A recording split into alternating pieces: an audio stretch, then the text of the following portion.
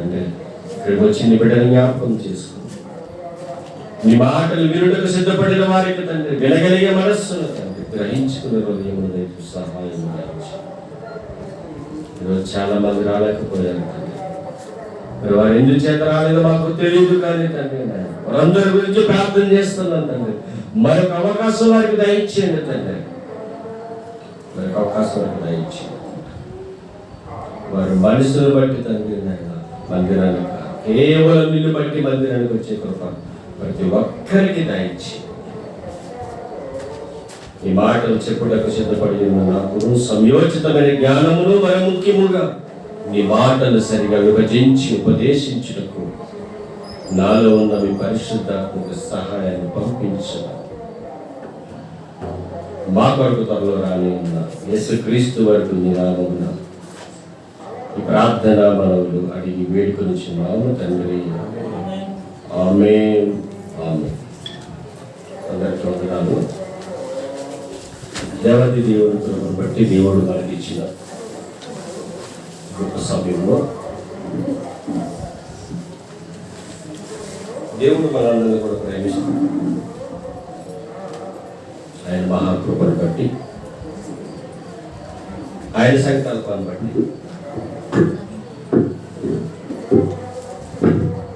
ఎన్నో విధాలుగా ప్రతిరోజు కూడా మనల్ని కాపాడుతూ మనల్ని రక్షిస్తూ ఈరోజు ఇలా ఉన్నామంటే అది కేవలం దేవుని కృపని, దేవుని దయని విశ్వసించి నమ్మితే ఈ కుటుంబంలో ఎలాంటి సమస్యలున్నా ఉన్నతంగా ఉంటావు. నీ కుటుంబంలో ఎలాంటి ఇబ్బంది ఉన్నా నీ ముఖం ఆనందంగా ఉంటుంది. ఎప్పుడు ఉంటుందయ్యా అంటే నువ్వు దేవుని మీద అనుకుంటేనే ఉంటుందంట. చదివిన వాక్య పట్టణంలో ఒక మాట చూపించి మనం ఎవరి గ్రంథానికి వెళ్ళిపోతాము. దావీదు గారి ద్వారా దేవుడు మాట్లాడుతూ ఏమంటున్నాడంటే ఇక్కడ 4వ వచనంలో, 8వ అధ్యాయం 4వ వచనం, కీర్తన గ్రంథము 8వ అధ్యాయం 4వ వచనంలో, నీవు మనుషుని జ్ఞాపకము చేసుకున్నటకు వాడే పాటి వాడు. మీకు ఇక్కడ మాట అర్థం కావాలి. దేవుడు మనల్ని నిత్యం ఏం చేస్తున్నాడు? జ్ఞాపకం చేసుకుంటున్నాడట. మనం ఎవరి జ్ఞాపకాల్లో ఉన్నాం? మరి మన జ్ఞాపకాల్లో ఎవరు ఉన్నారు? చెప్పగలం ఖచ్చితంగా. దేవుడి జ్ఞాపకాల్లో మనం ఉన్నాం లేదా? అందరూ చెప్పచ్చు. అందరికి ఎవరి జ్ఞాపకం? దేవుడి జ్ఞాపకం. దేవుడికి జ్ఞాపకం. కానీ మన జ్ఞాపకాల్లో దేవుడు ఉన్నాడా? ఒక ప్రశ్న వేసుకుంటే జ్ఞాపకం ఉంటాడు అని అంటాం. ఎప్పుడు జ్ఞాపకం ఉంటాడు దేవుడు? ఆదివారం నాడు జ్ఞాపకం ఉంటాడు గ్యారంటీగా. ఎందుకు? మందిరానికి రావాలి కనుక. మరి మిగతా టైంలో కష్టం. మరి దేవుడు కూడా అలాగే నా పిల్లలకి ఆదివారం జ్ఞాపకం వస్తున్నారు కదా, మరి మీరు కూడా వాళ్ళు మర్చిపోయి ఆదివారం జ్ఞాపకం చేసుకుంటే ఎలా ఉంటుంది అనుకుంటే బ్రతుకుతావా? చాలా అర్థం చేసుకోండి. అందుకే ఆయన అన్న మాట ఏంటంటే, మీ ఆలోచనల కన్నా మీ తలంపుల కన్నా నా ఆలోచనలు నా తలంపులు గొప్పవి అంటాడు. గొప్పవి. ఇంకా ఆకాశం అన్నా భూమి అన్నా చాలితన్నా కానీ గొప్పవి అంటే ఇక అసలు కొంతనే ఉండదు. అంత గొప్పగా మన పట్ల దేవునికి ఆలోచన ఉంది. ఆ మాట కింద చదువుతుంటేనండి నాకు అనిపించింది, అంటే అంటే ఎవరు చదివితే వారు అనిపిస్తుంది. నాకేమనిపించింది అంటే నేను ఇంత అదృష్టవంతున్నా అని అనిపించింది. మీరు చదివితే మీకు అనిపిస్తుంది, చదివే విధానంలో తేడా ఉంటే అనిపిస్తుంది. చదువుకుంటూ పోతారు చాలా మంది, అదేమనిపించింది. చదివే విధానం ఎలా ఉండాలంటే దేవుడు నాతో మాట్లాడుతున్నాడు, దేవుడే నాతో మాట్లాడుతున్నాడు, దేవుడే నాతో మాట్లాడుతున్నాడు. ఎంత గొప్పగా ఉంటుందంటే ఈరోజు మీకు చూపిస్తారన్నమాట. నాలుగోచనలు ఏమన్నాడు దావీదు గారు మాట్లాడుతూ ఏమంటున్నాడు అంటే, నీవు మనుషుని జ్ఞాపకం చేసుకున్నటకు వాడు ఏ పాటి వాడు, నీవు నరపుత్రుని ధరించుటకు వాడు ఏ పాటి వాడు, దేవుని కంటే వారిని కొంచెం తక్కువగా చేసి ఉన్నావు. అంటే నీ ఎంత గొప్పవాడు కాదు, చేసిందెవరు మనల్ని? దేవుడు అండి. మనం చేసింది దేవుడు. అంటే ఆ మాట చదువుతుంటే మీకు ఎలా కనిపించాలి అంటే, నేను ఈ భూమి మీదకి రావడం నా తల్లిదండ్రుల ప్రభావం కాదు, నేను అనుకుంటే రాలేదు, దేవుడు అనుకుంటే నేను వచ్చాను. నేనున్నా మీరున్నా ఎవరు అనుకుంటే వచ్చారు? దేవుడు అనుకుంటే వచ్చాడు. ఈ మాట నాకు చాలా ఆనందంగా అనిపించిందండి. ఎందుకంటే నేను ఈరోజు ఇక్కడ ఉన్నానంటే కారణం ఏంటి? దేవుడు నన్ను తన జ్ఞాపకంలో ఉంచుకొని నా కుమారుణ్ణి భూమి మీదకి పంపాలి అంటే, ఆయన పంపితేనే వచ్చామా, ఆయన పంపకుండా వచ్చామా? ఈ సందర్భంగా విషయం మీకు అర్థం కావాలి. ఒక బిడ్డ లేదా ఒక తల్లి గర్భాన్ని ధరించాలంటే చాలా ప్రాసెస్ ఉంటుంది, అందరికి తెలుసు. ఆ గర్భాన్ని ధరించాలంటే ఆ గర్భం ధరించడానికి ముందు ఒక కణం అనేది ఎలా అంటారు కదా, ఆ కణాలు ఎన్ని కణాలు రాలిపోతున్నాయో తెలుసా మీకు? ఎంతమంది తల్లి గర్భంలోకి వెళ్లకుండా రాలిపోతున్నారంటే చాలా మంది. కానీ మనం రాలేకుండా కణంగా తల్లి గర్భంలోకి వెళ్ళి తల్లి గర్భంలో తయారయ్యి ఆ తయారైన పిండాన్ని దేవుడు ఇదిగో నా కుమారుడు నా కుమార్తె భూమి మీదకి రావాలని ఆయన నిర్ణయించుకున్నాడు కనుక, ఆయన దృష్టిలో మనం ఉన్నాం కనుక ఈ భూమి మీదకి వచ్చాము. అంటే మన మీద ఒకరి ప్రణాళిక ఉంది. ఈ మాట మీకు బాగా అర్థం కావాలంటే అండి, ఇర్మియా గ్రంథం తీసుకుని మరి ఇక్కడికి తీసుకొస్తారు. ఇర్మియా గ్రంథము మొదటి అధ్యాయము, ఇర్మియా గ్రంథము మొదటి అధ్యాయము. ఇర్మియా గారు మాట్లాడుతూ అంటాడు, మాట చదివితే బాగా అర్థమవుతుంది. ఏమనంటే ఇర్మియా గారితో దేవుడు అంటున్న మాట. ఇర్మియా గ్రంథం మొదటి అధ్యాయము 4వ వచనం, 626 పేజీ నెంబర్, 626 పేజీ నెంబర్. ఇర్మియా గ్రంథము మొదటి అధ్యాయము 4వ వచనం. యెహోవా వాక్కు నాకు ప్రత్యక్షమై ఇలాగ సెలవిచ్చును, ఏంటట?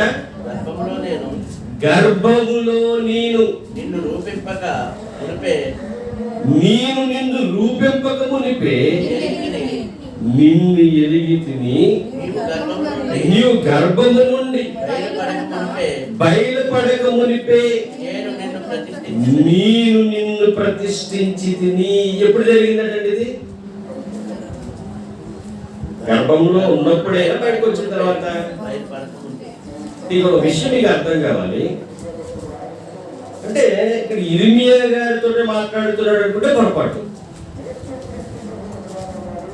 అందరితో మాట్లాడుతున్న మాట ఏంటంటే, దేవుడు ఇర్మియా గ్రంథం మొదటి అధ్యాయంలో అందరితో, ప్రపంచం మీద ఉన్న అందరితో మాట్లాడుతున్నాడు. కానీ అందరికీ అర్థం కావట్లేదు. కొంతమంది అయినా దీన్ని అర్థం చేసుకోవాలి. ఏమని అంటున్నాడంటే, గర్భంలో నేను నిన్ను రూపింపక మునుపు. అంటే ఇర్మియాను రూపించేది ఎవరు? దేవుడే కదండి. అంటే దేవుడు ఏమంటున్నాడు? నేను నిన్ను రూపింపక మునుపు తర్వాత నిన్ను ఎరిగి తిని, నీవు గర్భము నుండి బయలుపడక మునిపే నేను నిన్ను ప్రతిష్ఠించితిని, నేను నిన్ను ప్రతిష్ఠించితిని అంటే మీకు అర్థం కావాలి. మనందరినీ కూడా దేవుడు ఏం చేస్తున్నాడట? మనందరినీ ప్రతిష్ఠిస్తున్నాడు. దానికంటే ముందుగా నువ్వు తల్లి గర్భములో రూపింపక మునిపే మనకు రూపం ఒకటి రావాలి. ఎక్కడ? బయటికి వచ్చిన తర్వాత తల్లి గర్భంలో ఉండాలి. ఇప్పుడు వస్తుంది రూపం. తల్లి గర్భంలో ఆ కణం వెళ్ళిన తర్వాత, కణంతో ఆ పిండం తయారైన తర్వాత, ఆ పిండంలో దేవుడు ఏమి చేస్తున్నాడు? గర్భంలో రూపిస్తున్నాడు కదా. కళ్ళు ఎక్కడ వస్తాయి? ముక్కు, నోరు, కాళ్ళు, చేతులు, అవయవాలన్నీ కూడా ఎక్కడ తయారవుతున్నాయట? గర్భంలో. అసలు ఆ గర్భంలో ఆ రూపం రాకమునిపే నువ్వు నాకు తెలుసు. అసలు నిన్ను తయారు చేసేదే నేను. అప్పుడు నాకు చాలా ఆనందం కలిగిందండి మాట చదువుతుంటే. అంటే నేను ఈ రూపంతో రాగలిగానంటే కారణం ఎవరు? దేవుడు. అంటే నా రూపం ఒకటి నచ్చవచ్చు, నచ్చకపోవచ్చు, అంతేగా. అంతే కదా. కొంతమంది లోకంలో చూస్తాం, కొంతమంది నల్లగా ఉంటే నచ్చు, కొంతమంది వారికి వేరే రూపాలు ఉంటే నచ్చు. వాళ్ళ గురించి మళ్ళీ ఏం మాట్లాడుతుంటావు? ఎత్తుకొల్లాడు అంటావు, ఇంకేమంటావు? కీచుగుత్తుకోడు అంటావు, ఇంకేమంటావు? చాలా అంటాయి కదా మనం. నేను ఒకటి అంటా, అతనికి ఆ రూపం లేదా అతనికి ఆ గొంతుకు లేదా అతనికి ఆ యొక్క ఆకారం కూడా ఎవరికి ఇష్టం? దేవుడికి ఇష్టమయ్యాడు కాబట్టి, దేవుడికి నచ్చితే నీకు నచ్చితే ఎంత, నచ్చకపోతే ఎంత అని అడుగుతుందండి. ఇలా ఆలోచించారు. కానీ ఏమన్నంటే మటుకు ఆ మాట అన్నాయంటే ఏం కొడతాం మనం? తప్పు అన్నవాడు చేయడం కాదట. అన్నవాడు అన్న మాటకి ఎవరైతే కింద నవ్వుతారో, అంటే పలానా వాడిని ఏమన్నా అంటే వెంటనే మనకి ఏమొస్తుంది? నవ్వు. ఎంత బాగా నవ్వుతాము. అప్పుడు అది దేవుడు చూస్తూ ఉంటాడు. ఏమంటాడంటే నాకు నచ్చిన ఆకారం వాడికి నచ్చితే ఏంటి, నచ్చకపోతే. సో దేవుడే రూపిస్తున్నప్పుడు నీకేంటి బాధలు అడుగుతున్నాడు? నాకు ఇష్టమైంది, నేను పుట్టించా, నాకు ఇష్టమైంది, నీ పుట్టించండి, నీకేంట్రా బాధ? దేవుడు అడగడా? ఇంకో విషయం చెప్పంటారా? దేవుడు ఎలాగైతే మనిషిని పుట్టిస్తాడో అతనికి నచ్చే విధంగా దేవుడు అతను వాడుకుంటాడు. ఏమండి, అన్ని బాగున్న వారిగా దేవుడు వాడుకుంటున్నాడు. ఒక అతను మీకు బాగా తెలుసు, టీవీలు చూస్తుంటారు, అతనికి చేతులు ఉండవు, కాళ్ళు ఉండవు. దేవుని సువార్త ఎంత గొప్పగా ప్రకటిస్తున్నాడు తెలుసా? మరి చేతులు లేవుగా, కాళ్ళు లేవుగా ఏంటంటే అది దేవుడికి ఇష్టం. దేవుని యొక్క సువార్త గొప్పగా ప్రకటించడానికి దేవుడు వాడుకుంటున్న ఒక పాత్ర. దేవుడి చిత్తం ఎలా ఉంటే అలా జరుగుతుంది. అది ఆయన ఇష్టం. ఎవరినైనా పుట్టించుకుంటాడు, ఎవరైనా వాడుకుంటాడు. అందరికి కూడా ఆయన కలిగిస్తే నీ భూమి మీద మనం నడవగలుగుతున్నాం అన్న విషయం మనం మర్చిపోవడానికి వీలు లేదు. అందరికీ మాట చదువుతున్న అర్థం కావాలి, ఆ దేవుడు నన్ను ఎన్నుకున్నాడు. దేవుని ఆలోచనలో నీ ఉన్నాను కనుక ఈ భూమి మీద నేను పుట్టాను. ఈ భూమి మీద నేను పుట్టానంటే నా మీద ఒకరికి బాగా కోరుకుంది. ఎవరికైనా కంటే దేవునికి ఏంటా కోరికంటే చక్కగా ఎదగాలి, దేవునిలో చక్కగా ముందుకి కొనసాగాలి, దేవుని పనిలో గొప్పగా ముందుకి వెళ్ళాలి, నా చిత్తాన్ని నెరవేర్చి మళ్ళా నువ్వు నా దగ్గరికి రావాలి. అంటే నా మీద దేవునికి ఆ యొక్క కోరిక ఉంది. అంటే మనందరి పట్ల కూడా ప్రణాళికగా జీవిస్తున్నాడు. ఆ యొక్క ఆలోచన ఉంది. అదే చెప్తున్నాడు ఇర్మియా గారితో కూడా, ఇదిగో నిన్ను నేను ప్రతిష్ఠించుకున్నాను అన్నాడు. ప్రతిష్ఠించుకుని ఏం చేస్తున్నాడంటే మన కీర్తన గ్రంథానికి వచ్చేయండి. కీర్తన గ్రంథం 8వ అధ్యాయము, కీర్తన గ్రంథం 8వ అధ్యాయం 5వ వచనంలో దేవుని కంటే వారిని కొంచెం తక్కువ వారిగా చేసి ఉన్నావు, మహిమ ప్రభావములతో వానికి కిరీటము ధరించి ఉన్నావు, నీ చేతి పనుల మీద వారికి అధికారం ఇచ్చి ఉన్నావు, గొర్రెలన్నిటినీ ఎడ్లన్నిటినీ అడవి మృగములను ఆకాశ పక్షులను సముద్ర మత్స్యములను సముద్ర మార్గములో సంచరించి వాటన్నిటినీ వారి పాదముల కింద నీవు ఉంచి ఉన్నావు. అంటే ఎవరి పాదముల కింద ఉంచి ఉన్నాడట? మనకెందనండి, ఆశ్చర్యం కాదా చెప్పండి? అంటే ఎవరికి లోబడేది చేస్తున్నాడు? మనకే. ఇప్పుడు ఈరోజు ఆదివారం కదా, మేక కానీ కోడి కానీ ఇంటికాడ వండుతారు అన్నాడు. ఓకే, అవి ఏంటవి? జంతువులండి. ఎవరు చేశారు? దేవుడు అండి. ఎందుకు చేశాడు? మన గురించేనట. చేపలు తింటారుగా, చేపలు ఎవరి గురించి చేశాడు? దేవుడు మన గురించే. అన్నీ మన గురించే చేశాడు, అన్నీ మనకి ఉపయోగపడేలా చేశాడు. అంటే దేవుడు ప్రతిదాన్ని భూమి మీద ఏం చేసినా కూడా ఆయన కొరకు చేసుకోలేదట. ఆయన చేసింది ఏదైనా సరే నా పిల్లలకి కావాలి, నా పిల్లలకి ఉపయోగపడాలి. ఈ 8వ అధ్యాయం అంతా చదువుతుంటే నాకు అనిపించింది, అంటే నా మీద దేవునికి ఎంత ప్రేమ ఉంది? ఎంత ఎంత ఎంతో ప్రేమ ఉందట. మనుష్యులను దేవుడు ఎంతో ప్రేమించెను. లేదా లోకమును దేవుడు ఎంతో ప్రేమించాడంటే, లోకములంటే లోకములో ఉన్న మనల్ని, మనుషులను. ఆ ప్రేమ చాలా గొప్పది. ప్రేమ దేవుని వల్ల అని మీరు అనుకోవచ్చు. కేవలం దేవుని నమ్ముకున్న వారే మీద ప్రేమ ఉందా? పాయింట్ వచ్చాను. నీ చెప్పిన ప్రేమ దేవుని నమ్ముకున్న వారి మీదే ఉందా, అందరి మీద ఉందా? అందరి మీద ఉంది. ఎంత ప్రేమ ఉందో మీకు చూపిస్తారు. ఇప్పుడు ఈ పాయింట్ మీకు బాగా అర్థం కావాలంటే ఎక్కడికి వెళ్ళిపోవాలి? యోన గ్రంథానికి వెళ్ళిపోవాలి. యోన గ్రంథానికి వచ్చాను. యోన గ్రంథంలో మీరు ఆ పాయింట్ గుర్తుపెట్టుకోండి.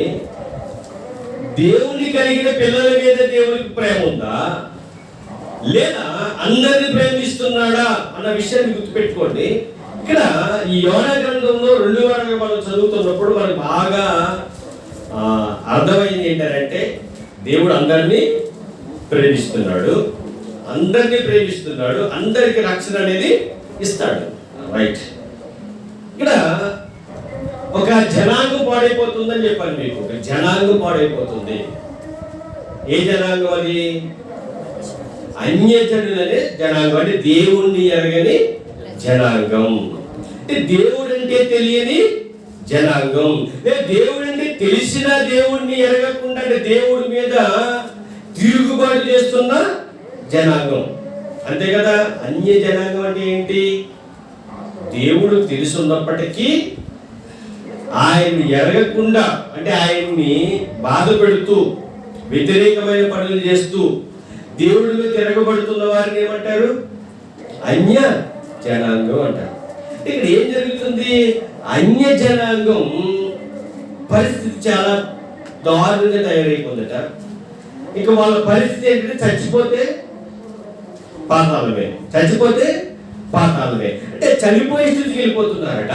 వెళ్ళిపోతున్న టైంలో దేవుడు ఏర్పాటు ఎలా ఉంది అంటే, నా కుమారుడు పంపించాలి, అక్కడ ఉన్న జనాంగాన్ని బ్రతికించుకోవాలి. దేవుడి ఆలోచన ఏంటి?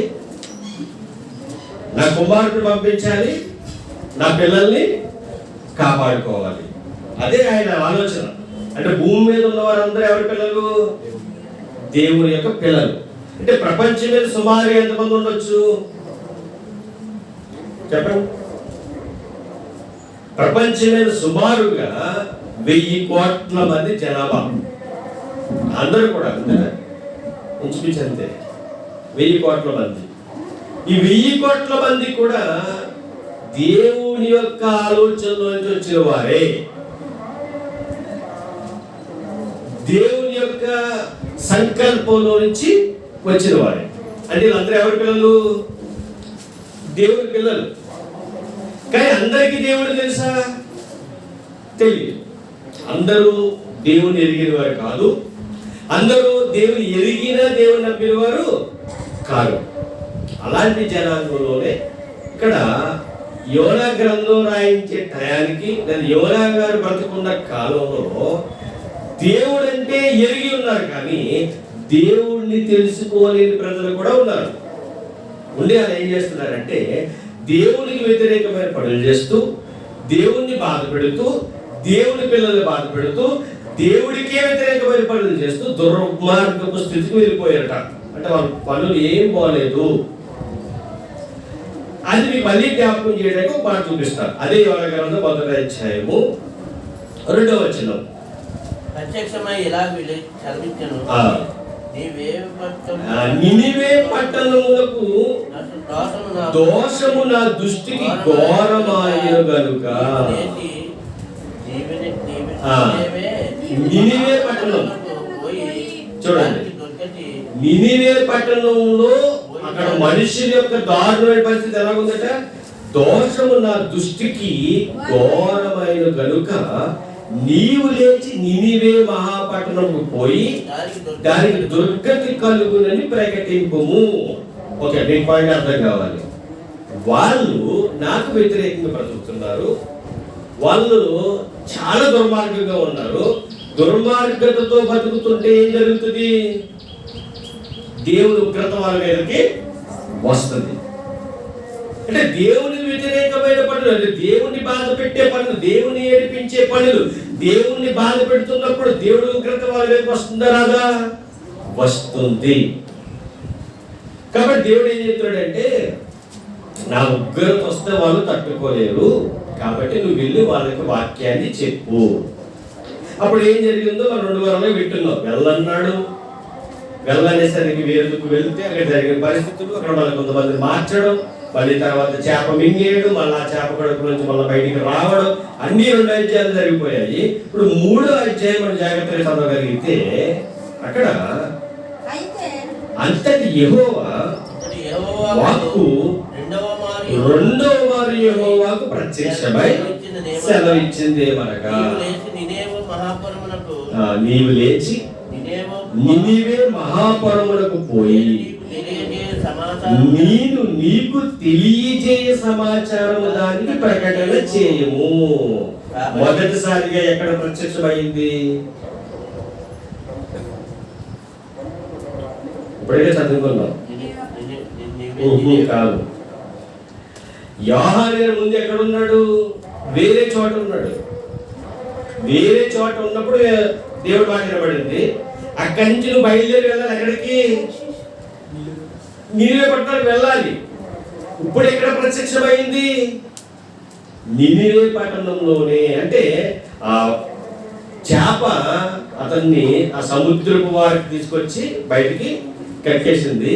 అంటే అక్కడ ఆయనతో మళ్ళీ మాట్లాడుతున్నాడు దేవుడు. ఎవరంటే ఇక్కడి నుంచి నువ్వు మళ్ళీ వాడెక్కగలదు, మళ్ళీ నువ్వు ప్రయాణం చేయగలదు. ఎక్కడికి వెళ్ళాలి? నువ్వు డైరెక్ట్ గా నినివే పట్టణానికి నడిచి వెళ్ళిపోవచ్చు, నినివే పట్టణానికి నడిచి వెళ్ళిపోవచ్చు అని తీసుకుని అక్కడ ఏమంటాడంటే 2వ వచనంలో, నీవు లేచి నినివే పట్టణంకు పోయి నేను నీకు తెలియచే సమాచారము దానికి ప్రకటన చేయము. కాబట్టి యోనా లేచి యెహోవా సెలవిచ్చిన ఆజ్ఞ ప్రకారము నినివే పట్టణములకు పోయెను. ఇప్పుడు వెళ్ళి ఏమంటున్నాడంటే, నినివే పట్టణము దేవుని దృష్టికి గొప్పదై 3 దినములు ప్రయాణమంతా పరిమాణ గల పట్టణము. ఇక్కడ ఆగా ఒకసారి, పట్టణం చిన్నదా? పట్టణం అంటే రాజమండ్రి పట్టణం లాంటిది, లేదా విజయవాడ పట్టణం లాంటిది. ఆ పట్టణం చిన్నది కాదట, చాలా పెద్దదట. ఎంత పెద్దది అని అంటే నినివే ఈయన యోనా గారు ఆగకుండా తిరిగితే ఎన్ని రోజులు పడుతుందట పట్టణం అంతా? 3 రోజులు తిరిగితేనే కానీ పట్టణం అంతా కూడా సువార్త చేయలేడట. అంటే అంత పెద్ద పట్టణం.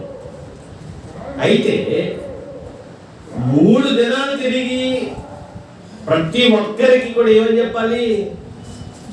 దేవుడు ఉగ్రత మీ మీదకి రాబోతుంది, మీరు దేవుని దృష్టికి వ్యతిరేకంగా బ్రతుకుతున్నారు, మీరు దేవుణ్ణి బాధ పెడుతున్నారు, దేవుడికి మీ మీద జాలి కలిగి మీరు చేసే తప్పుకి లేదా మీరు చేసే దుర్మార్గం పనిని మానుకుంటే దేవుని ఉగ్రత మీ మీదకి రాకపోవచ్చు అన్న విషయాన్ని చెప్పడానికి ఆ పట్టణం అంతా తిరగాలంటే 3 రోజులు టైం పడుతుందట.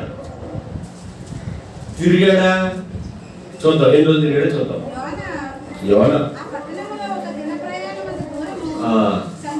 ఆ పట్టణంలో 1 దిన ప్రయాణం అంటే 1 రోజు ప్రయాణం అంత దూరము సంచరించుచు.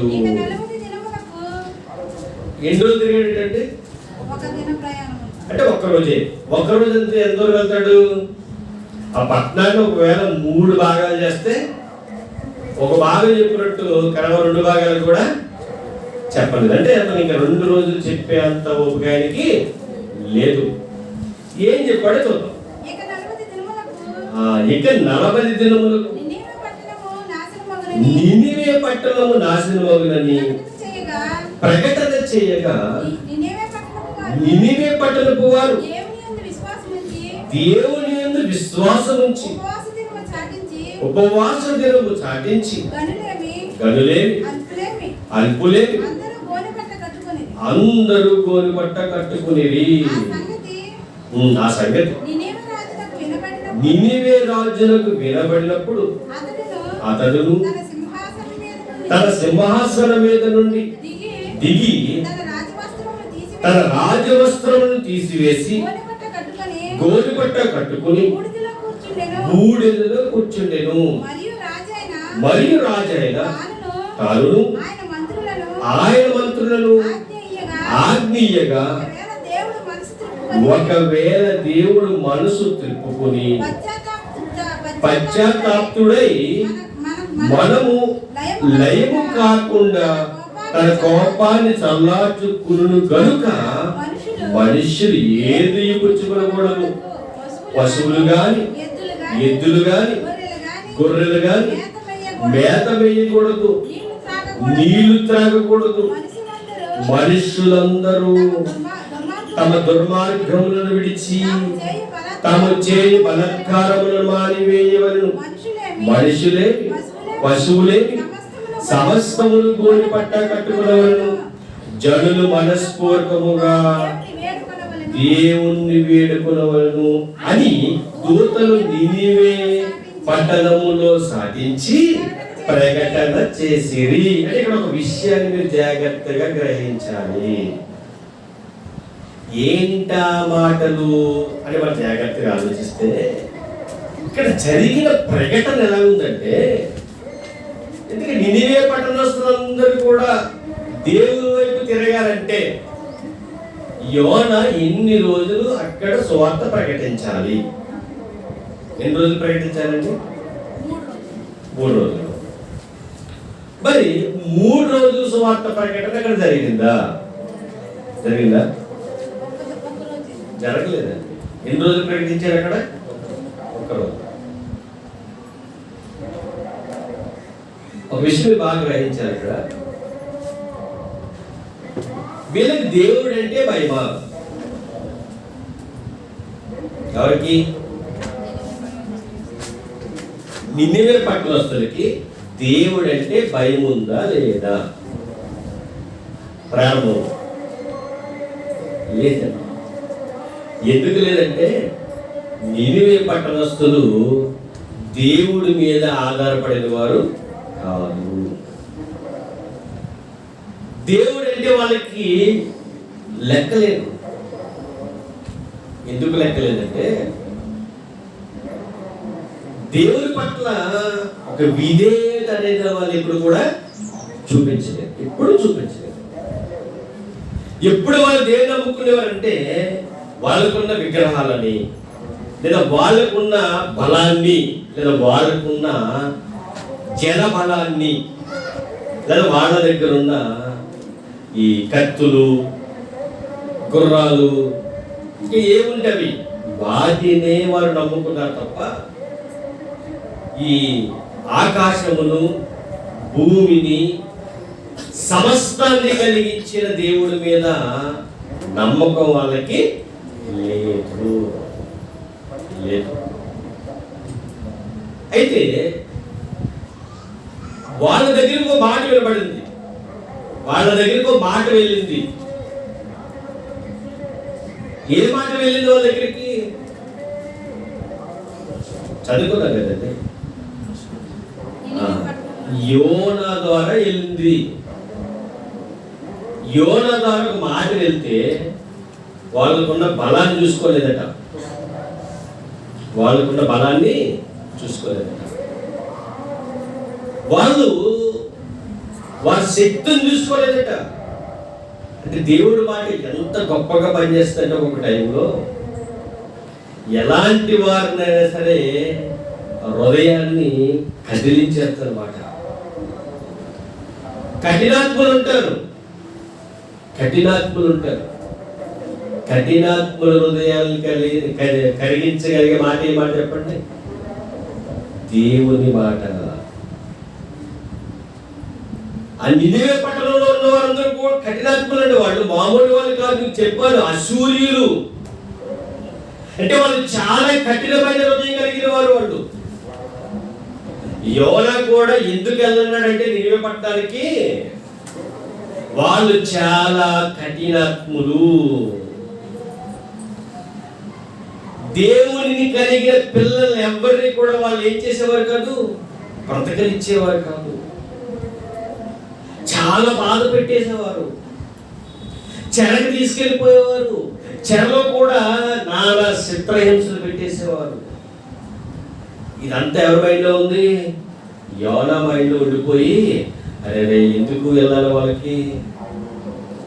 యోనాకి ఒక విషయం తెలుసు, ఏంటంటే ఎలాంటి కఠినాత్ముడైనా మోకరించి ప్రార్థన చేస్తే దేవుడు ఏం చేస్తాడు? వాళ్ళని రక్షించేస్తాడు.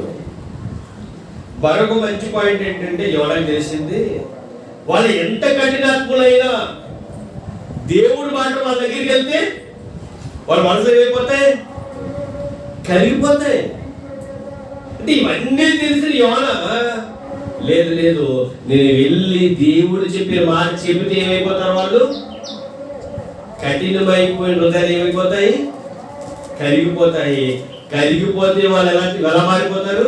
దేవునికి విధేయులుగా మారిపోతారు. అప్పుడు దేవుడు ఏం చేస్తాడు? ఉగ్రత పంపిస్తానన్నాడు. ఇప్పుడు ఉగ్రత పంపించాడు. ఇవన్నీ తెలిసిన యోనా వెళ్ళన్నాడు. కానీ బుద్ధి చెప్పి దేవుడు ఏం చేశాడు? యోనాని నినివే పట్టణానికి పంపించాడు. పంపించిన తర్వాత ఏం చేశాడు? 3 రోజులు తిరగాలి ఆ నినివే పట్టణం అంతా కూడా. ఒక్క రోజే తిరిగాడట. అంటే కొంత దూరమే ప్రయాణం చేశాడు. సువార్త ప్రకటించాడు. ఎవరు ప్రకటించాడంటే, ఒకసారి మళ్ళా మాట మీకు చదివిపిస్తాను. 4వ వచనం. యోనా ఆ పట్టణంలో ఒక దిన ప్రయాణం అంత దూరము సంచరించుచు,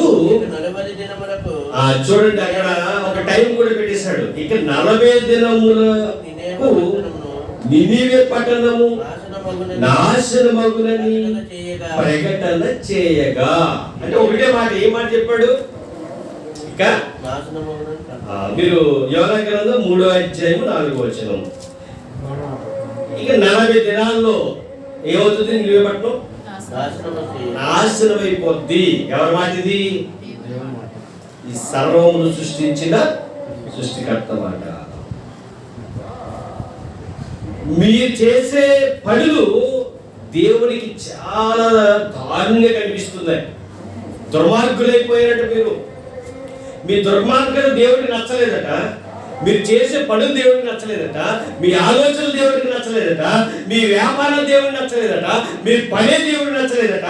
ఇక దేవుడైతే మిమ్మల్ని ఉంచడట, కానీ టైం ఇస్తున్నాడు. దేవుడు ఎప్పుడు కూడా ఆప్షన్ ఇస్తాడట, మనకి కూడా ఇస్తాడట. ఇవ్వడా, మనకి కూడా ఇస్తాడు. వాళ్ళతో చెప్తున్న మాట ఏంటంటే, బాబు మీకు ఈ నినివే పట్టణస్తులకి ఎక్కువ రోజులు టైం లేదు. ఎన్ని రోజులు టైం ఉంది? 40 రోజులే టైం ఉంది. ఈ 40 రోజుల్లో దేవుడు ఏం చేస్తాడట? తన ఉగ్రతలు ఒకవేళ మీరు మారకపోతే, చూస్తా 40 రోజులు మారకపోతే ఇక మీరు ఈ భూమి మీద ఉండరు. ఎందుకు ఉండరంటే దేవుని ఉగ్రత మీ మీదకి వచ్చేస్తుంది, నాశనం చేసేస్తారని చెప్పాడు. అక్కడ మిమ్మల్ని మళ్ళీ బాగు చేస్తానని లేదు. ఏమన్నట్టు మాట, 40 దినములకు నినివే పట్టణము నాశనం మగులని ప్రకటన చేయగా, నాశనం యోనా సొంత మాటల కాదండి. దేవుడు చెప్పాడు. ఒకసారి కాదు, ఎన్నిసార్లు చెప్పాడు? 2 సార్లు చెప్పాడు. ఒకటి తనున్న ప్రదేశంలో చెప్పాడు, 2 నినివే పట్టణానికి ఎంటర్ అయ్యేటప్పుడు చెప్పాడు, ఇదిగో 40 రోజులు టైం వాళ్ళకి. 40 రోజుల తర్వాత వాళ్ళు ఉండవని, వాళ్ళు చేసే పనులకి, వాళ్ళ దుర్మార్గతలకి చెప్పే. ఎవరు చెప్పారని చెప్పాలి? నువ్వు పైన ఉన్న దేవుడు చెప్పాడు. మరొక మాట ఏంటంటే, వీళ్ళు అన్యులే, కానీ ఇశ్రాయేలు దేవుడు ఒక ప్రవక్తను పెట్టాడని తెలుసు. అయితే ఎలా నమ్ముతారు వీళ్ళు? ఈ అన్యులకి ఇప్పుడు మన గురించి బయట చాలా మందికి తెలియదు. చెప్పండి, వీళ్ళు దేవుడి పిల్లలు, వీళ్ళు దేవుని పనివారు అంటుంటారు కదా. ఇప్పుడు చాలా మంది తెలిసిన కూడా ఏం చేస్తుంటారు? వచ్చి ప్రార్థన చేయమంటారా? అంటే వాళ్ళకి ఏంటి? దేవుని ఏర్పాటు ఉన్న వాళ్ళు కొంతమంది ఉంటారు, దేవుని పనిలో ఉన్న వారు కొంతమంది ఉంటారు అని ప్రార్థన కోరుకుంటారు. ఈనాడు కూడా వాళ్ళు ఒకరు దేవుని నమ్మొచ్చు నమ్మకపోవచ్చు, కానీ ఏం చేయమంటారు? ప్రార్థన చేయమంటారు. ఇక్కడ ఈ నినివే పట్టణస్తులకు కూడా ప్రవక్తల గురించి బాగా తెలుసు. ఎందుకంటే దేవుడు చెప్పేవాడు ఏమనంటే, వేరే రాజ్యానికి వెళ్ళాలంటే వీళ్ళతో మాట్లాడేవాడు, మీరు ఆ రాజ్యానికి వెళ్ళి ఏం చేయాలంటే వాళ్ళ మీద తిరగబడాలి, వాళ్ళని తీసుకొచ్చి మీ రాజ్యంలో పెట్టుకోవాలి. ఇర్మియా అనే ప్రవక్త గురించి బాగా తెలుసు వీళ్ళకి, అబ్రహాం గారి గురించి బాగా తెలుసు వీళ్ళకి. అంటే దేవుడు ఎవరెవరు వాడుకుంటారో వీళ్ళు బాగా తెలుసు. ఆ దేవుడు వాడుకునే ప్రవక్తలలో మంచి ప్రవక్త, బాగున్న ప్రవక్త, అందరిలాగానే దేవుణ్ణి ఉన్నతమైన స్థితిలో చూపించే ప్రవక్త ఎవరంటే యోనా అనే ప్రవక్త ఉన్నాడు. ఇప్పుడు యోనా అనే ప్రవక్త దేవుడు ఎందుకు పంపించాడంటే, యోనా అంటే వాళ్ళకి బాగా తెలుసు. యోనా అంటే నినివే పట్టణస్తులకు బాగా తెలుసు. కాబట్టి ఏం చేశాడంటే యోనా పంపించాడు. యోనా మాట వినబడుతుంది వీళ్ళకి. వినబడుతున్నప్పుడు అందరూ కూడా ఏమనుకుంటున్నారంటే, భయం వేసి వాళ్ళతో అనుకుంటున్న మాట ఏంటంటే, ఇతను కొద్ది దూరం మీద చెప్పాడు, లేదా 4 వీధులు చెప్పాడు, 5 వీధులు చెప్పాడు. అక్కడి నుంచి అందరూ ఏమనుకుంటున్నారంటే, దేవుడు ఉగ్రత మన మీదకి రాబోతుందట, దేవుడు మనల్ని నాశనం చేస్తాడట, దేవుడు మనల్ని ఈ దుర్మార్గతను చూసి మనం నాశనం చేయడానికి ఒక టైం అనేది ఫిక్స్ చేసేసాడు. ఆ టైం ఎన్ని రోజులు తెలుసా? 40 రోజులట. 40 రోజులట. యోనా కొద్ది దినం వెళ్ళదు, కొద్ది సమయాన్ని ప్రకటించాడు, కొద్ది దూరం వెళ్ళి ప్రకటించాడు. కానీ అక్కడ ఉన్న వారందరికీ అర్థమయ్యి ఏమంటున్నారంటే, లేదు ఈ రాజుగారి దగ్గరికి తీసుకువెళ్ళాలి మాట, రాజుగారికి తెలియజేయాలి మాట, రాజుగారితో చెప్పాలి మాట అని ఒకరితో ఒకరు చెప్పుకుంటూ ఆ నినివే పట్టణం అంతా కూడా ఏం చెప్పుకున్నారట? దేవుడి ఉగ్రత మన మీదకి రాబోతుంది. ఇప్పుడు అలాగే తెలుస్తుంది సువార్త. చాలా ప్రాంతాలు వెళ్తుంది. ఎందుకు వెళ్తుందో తెలుసా? తెలియాలి వాళ్ళకి. ఏం తెలియాలి? లోకాన్ని రక్షించడానికి ఒక రక్షకుడు భూమి మీదకి వచ్చాడన్న విషయం తెలియాలి. ఆ విషయం తెలుసుకుంటేనే వాళ్ళ యొక్క పాపాలు కడగబడతాయి. అంటే తెలుసుకోవడం కడగబడతాయి అని కాదు, తెలుసుకుంటే వాళ్ళు ఏమొస్తుంది? మార్పు అనేది వస్తుంది. వాళ్ళలో ఒక మార్పు అనేది వస్తుంది. ఆ మార్పు వాళ్ళ ఆత్మకు రక్షణ అనేది కలిగిస్తుంది. ఒక్కరోజు ప్రకటించాడట. ఆ ఒక్కరోజు ప్రకటనకి కూడా ఆ మాటలు, ఆ నినివే పట్టణం అంతా కూడా వెళ్ళిపోయాట. ఏమని వెళ్ళిందంటే, మనం చాలా దుర్మార్గులుగా తయారయ్యామట. మన నడవడికి బాగలేదట, మన ఆలోచనలు బాగలేదట, మన పద్ధతి బాగలేదట. మనం చేసే ప్రతి పని దేవునికి చాలా బాధ కలిగిస్తుందట. ఆ బాధతో ఆయన అన్న మాట ఏంటంటే, ఇదిగో మీరు దుర్మార్గులుగా తయారయ్యారు. మీ దుర్మార్గత విడిచిపెట్టకపోతే మిమ్మల్ని నేను నాశనము చేసేస్తాను, నాశనం చేసేస్తాను. ఆ మాట రాజుగారి దృష్టికి వెళ్ళేసరికి ఎలాగైందో తెలుసా? దేవుని మాట ఖచ్చితంగా జరిగి తీరుతుంది.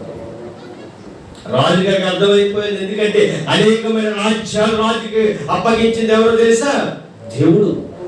దేవుడు ఏదైనా చేయాలనుకుంటే చెయ్యగలిగిన సమర్థుడు. అయితే ఎలా ఇప్పుడు ఎలా దేవుని మనసులో మార్చగలవు? ఆయన ఫిక్స్ అయిపోయాడు. ఏంటి? 40 రోజుల్లో నినివే పట్టణాన్ని నాశనం చేసేస్తాడు. ఎలా ఎలా ఆయన మనసును మార్చగలవు? దేవుని మనసును మార్చగలవు? చెప్పండి. మనం మార్చగలవా? మార్చగలం. కానీ మన పద్ధతితో లేదా మనం చేసిన దేవునికి అయిష్టమైన పనులతో ఆయన కోపాన్ని అయితే తగ్గించగలం. అంటే మనం చేసిన పనులకేమో కోపం వచ్చేస్తుంది. తర్వాత కోపాన్ని అయితే తగ్గించగలం లేదంటే తగ్గించగలం. ఎలా తగ్గించగలం అంటే ఆయనే అంటున్నాడు, మీరు చేసిన పాపాన్ని ఒప్పుకొని ఇంకెప్పుడూ చేయకుండా దాన్ని విడిచిపెడితే మీరు దేవుని కనికరాన్ని పొందుకుంటారు. ఇక్కడ రాజు గారికి మంచి ఆలోచన వచ్చిందండి. ఆలోచన వచ్చి ఏం చేస్తారో చూడండి జాగ్రత్తగా. 6వ వచనం. ఆ సంగతి నినివే రాజులకు వినబడినప్పుడు అతడును తన సింహాసనం మీద నుండి దిగి, ఒక్కసారి మాట ఎవరికి వినబడిందట? రాజు గారికి వినబడిందట. అంటే వినబడినప్పుడు ఎవడయ్యా ప్రకటన చేసింది తీసుకురండి అని అనలేదట. పాయింట్ అర్థం చేసుకోండి. ఒక ఉన్నతమైన స్థాయి ఉందనుకోండి, ఒక ఉన్నతమైన స్థాయి ఏ మనిషిగా ఉందనుకోండి, ఎదటి వాడు ఏదైనా చెప్తున్నప్పుడు ఆ స్థాయి అతనికి ఏం చేస్తుంది? ఆ మాట ఎన్నిస్తుందా ఎన్నివ్వదా? ఎన్నివ్వదు. ఎందుకు? ఈ స్థాయి పెద్దది కదా. ఇర్మియా గ్రంథం కూడా మాట ఉంటుంది. ఇర్మియా గారు బారాకు అనే తన ఫ్రెండ్ చేత దేవుడు చెప్పిన మాటలు రాయిస్తాడు. ఇర్మియా గ్రంథంలో మాట ఉంటుంది. రాయించిన తర్వాత ఇర్మియా గారు రాజు దగ్గర ఇవ్వడానికి వీల్లేదు. ఎందుకంటే ఆయన్ని బంధిస్తారు. రాజు సన్నిధికి వెళ్ళే హక్కు ఇర్మియా గారికి లేదు ఆ టైంలో. అప్పుడు ఇర్మియా గారు ఏం చేస్తారంటే బారాకును పిలిపించి దేవుడు చెబుతున్న మాటలన్నీ కూడా బారాకు చేత రాయిస్తాడు. రాయించి రాజు సన్నిధికి నువ్వు అటుకెళ్ళు, నేను వెళ్ళడానికి ఇప్పుడు సమయం కాదు ఇది అని చెప్తే బారాకు రాసేసి ఆ లెటర్ రాసేసి కాగితాలు అట్టుకెళ్తారు. ఎక్కడికి? రాజుగారి దగ్గరికి. అట్టుకెళ్తే రాజు ఏం చేస్తాడంటే తను చూస్తూ ఉండగానే, అది శీతాకాలం, శీతాకాలం అయితే రాజుగారి ముందే ఉంటుంది, అగ్గిపుట్ట ఉంటుంది. ఎందుకు? ఆయనకి చలి వేయకుండా, అంటే రాజుగారు కదా. అప్పుడు ఆ కాగితాలు అంత దగ్గరికి వెళ్ళినప్పుడు ఆయన ఏం చేస్తాడంటే ఒక 2-3 మాటలు చదివించుకుంటాడు. చదివించుకున్న తర్వాత ఎలా ఉందంటే అతనికి బాధగా ఉండి దేవుడు ఏమని రాయిస్తాడంటే, మీరు అంతా బాగుంది అనుకుని మీకు ఇష్టం బతికేస్తున్నారు, మీకు నచ్చిన విధంగా బతికేస్తున్నారు, మీ ఆనందాలు మీ సుఖాలు మీరు ఎతికేసుకుంటున్నారు, కానీ అస్సలు బాగాలేదు పరిస్థితి, అందరూ దేవుడికి వ్యతిరేకంగా ఉన్నారయ్యా, అలా ఉండకండి, మారండి అయ్యా అని రాయిస్తాడు. మాట వినేసరికి అతనికి బాధ కలిగి నేను రాజుని కదా అని గర్వంతో అవన్నీ సాగుతో చీరేసి అగ్గిలో వేసేస్తాడు. ఎందుకు వేసాడు అంటే అతడికి ఒక అధికారం ఉందనే గర్వం. రాజు అలాంటి రాజే ఇక్కడ నినివే పట్టణంలో ఉన్న రాజు కూడా. అప్పుడు ఏం చేయాలి మరి? ఈ మాట చెప్పింది ఎవరు? అర్జెంటుగా అతను పట్టుకుని తీసుకొచ్చేయండి అన్నాను అనలేదట. ఏమన్నాడు తెలుసా? ఈ మాట విన్న వెంటనే 6వ వచనంలో సింహాసనం మీద నుంచి దిగి తన రాజవస్త్రములను తీసివేసి గోనెపట్ట కట్టుకుని బూడిదలో కూర్చుండెను. రాజవస్త్రం తీసేసాడట, నెక్స్ట్ గోనెపట్ట కట్టుకున్నాడట, నెక్స్ట్ బూడిదలో కూర్చొని. అంటే ఎంతలా తగ్గించుకుంటున్నాడు చూడండి రాజుగారు. అంటే ఇక్కడ తగ్గించుకోవడం కారణం ఏంటి? దేవుడు ఏమన్నాడు? హెచ్చరిక పంపించాడు. 40 రోజుల్లో నినివే పట్టణాన్ని ఏం చేస్తాడట? నాశనం చేస్తాడట. దేవుడు హెచ్చరిస్తున్నాడు, మనల్ని కూడా హెచ్చరిస్తున్నాడు, మన కుటుంబాలను కూడా హెచ్చరిస్తున్నాడు. ఏమని తెలుసా? ఎలా ఉన్నావు, ఎలా బ్రతుకుతున్నావు, నీ జీవితం ఎలాగుంది, నీ ప్రార్థన ఎలాగుంది, నువ్వు దేవునితో బ్రతుకుతున్నావా దెయ్యంతో బ్రతుకుతున్నావా అడుగుతున్నాడు, ప్రశ్నిస్తున్నాడు.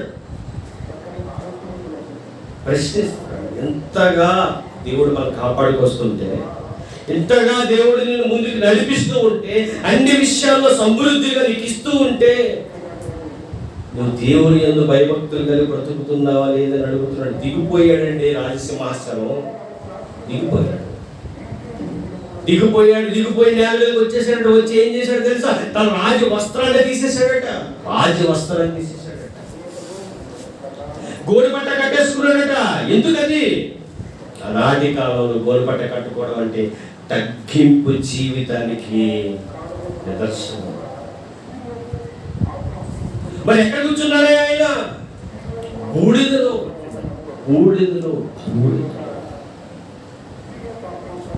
కూర్చుని ఆయన నోట వచ్చే మాటలు జాగ్రత్తగా ఉన్నాం.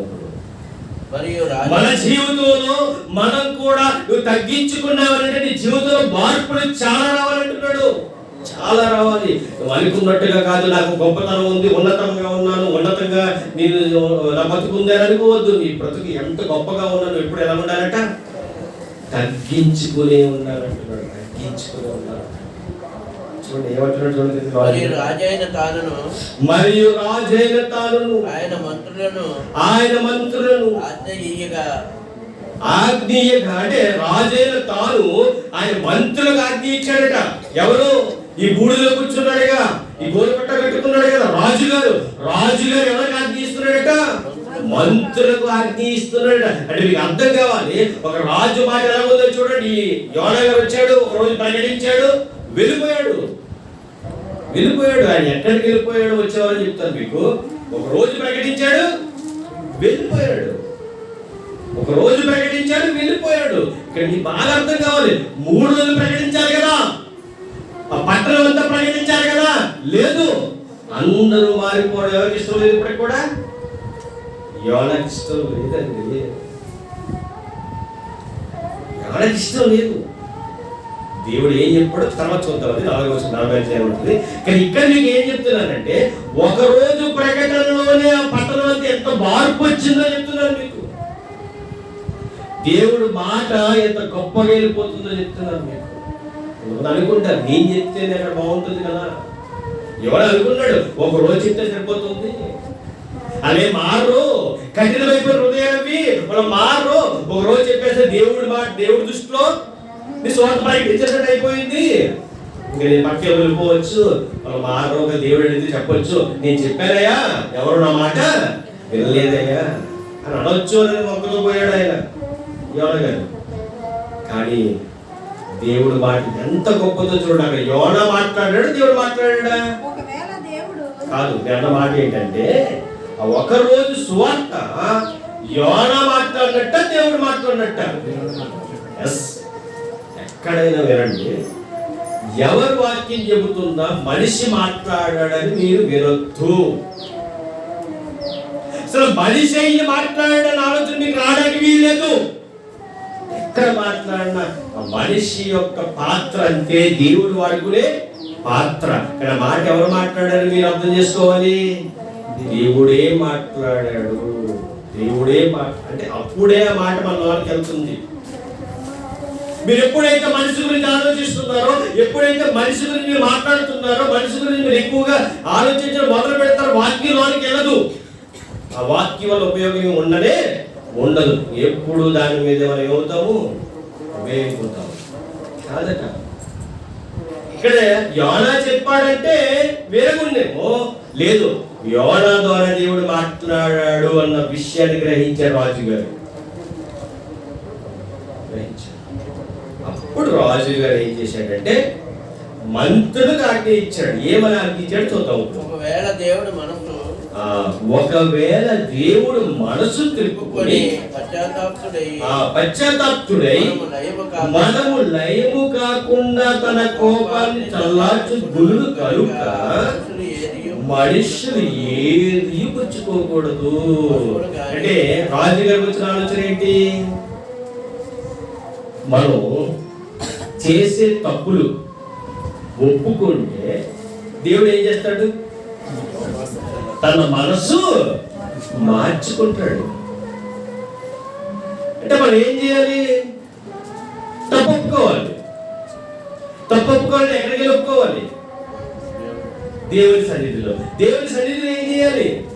ప్రార్థన చేయాలి. ప్రార్థన ఎలా చేయాలి? మోకాళ్ళు వేయాలి. ఇంకేం చేయాలి? పశ్చాత్తాప ప్రార్థన అంటే ఎలా ఉంటుందంటే ఏమి తిరుగుతుందండి. ఇక్కడ మీకు అర్థమవుతుందా? మనం ఎప్పుడైతే దేవునితో కనెక్ట్ అవ్వాలనుకుంటామో అప్పుడు మనకి ఏమి తినాలనిపించదు.